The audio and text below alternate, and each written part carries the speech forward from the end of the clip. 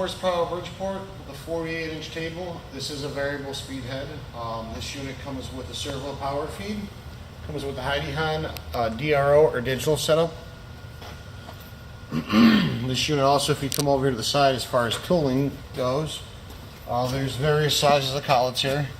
There's different tool holders, a couple cutters, and then this is your drawbar. This unit also comes with a single shot Bijur lubrication system. You pull up on it, give it a shot, and it slowly lubes all the ways over a period of time as the bleeders bleed down. This unit also comes with it's a really bright LED work lamp. I don't have it plugged in at the moment, but it's a very, very bright lamp. This unit, when it came in, this is one of those Bridgeport heads where somebody tried to rebuild it themselves, didn't follow instructions, and did not do it properly.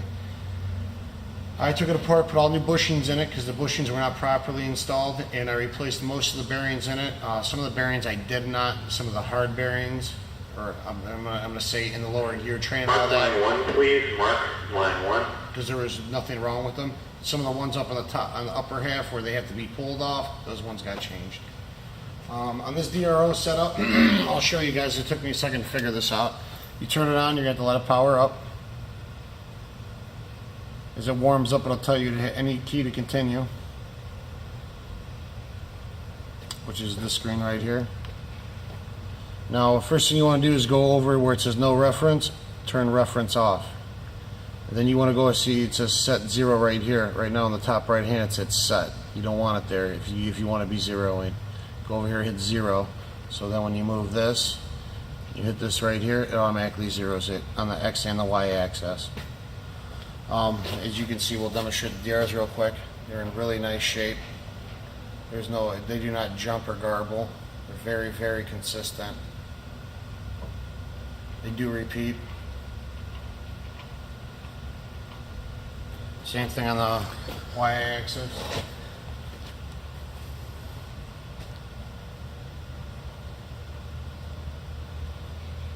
Well, we have the carriage moved back. If you look over here on the ways are in very, very good condition. There's very, very little wear in the center of the ways under the carriage, which is very common. Normally in this area there's heavy wear.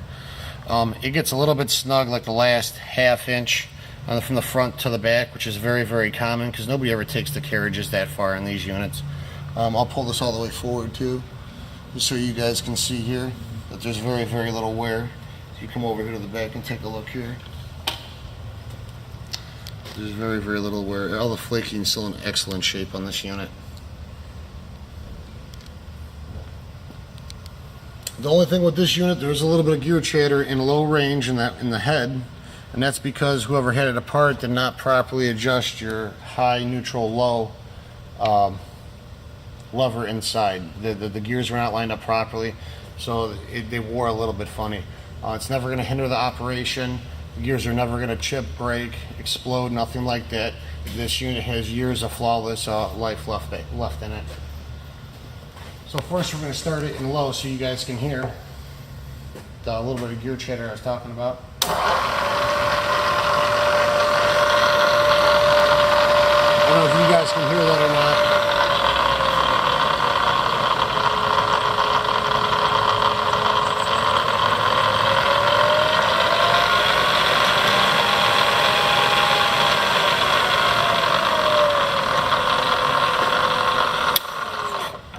We'll come over and put it in neutral. Neutral means that the quill is disengaged from the head, so you can turn the head on. And the quill does not turn at all. I'm still turning that by hand. Come over here to high. You always want to wiggle it to make sure it locks in like that so you don't do any damage to any teeth inside of the head. So you can tell high is in excellent condition. There's just a little bit of squeaking from the belt, which is common. This is a newer belt in the head. I didn't put it in, but you can see somebody's changed the belt before, so we left this one alone. This unit does knock off on the upstroke and on the downstroke. Always make sure your quill locks off when using the power feed. This has the quick micro screw, so you can do quick adjustments.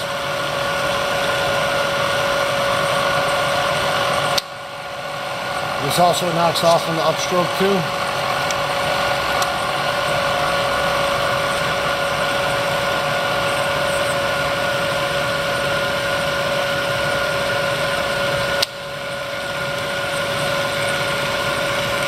This also has 3 different rates of feed.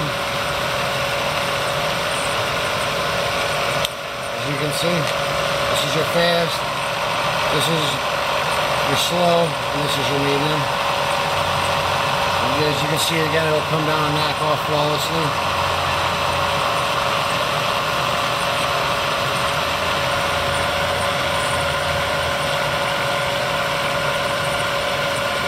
Knocks off with ease every time. Now we're going to demonstrate the power feed unit on this. Underneath here there's a little switch. You flip the switch away from you, you see the little orange light turns on. So now the light's off, now the light's on. If you go to the left, the table's going to go to the left. This right here adjusts your rate of feed.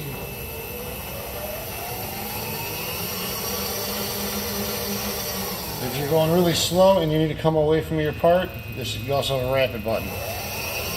And when the hard stop comes into the micro switch, you'll see it'll automatically shut itself down. So that way you don't do any damage to the DROs or to the nut and the screw in the table. Same thing if you want to go to the other direction. You can adjust your feed rate. If you need to come off the part, it also rapids. And it'll do the same thing if you hit the button on. When the stop hits the button, it turns off too.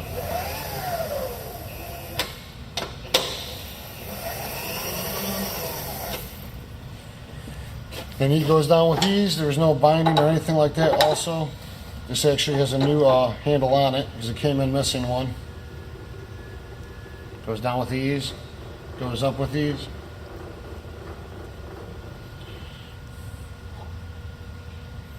This is our 2 horsepower Bridgeport.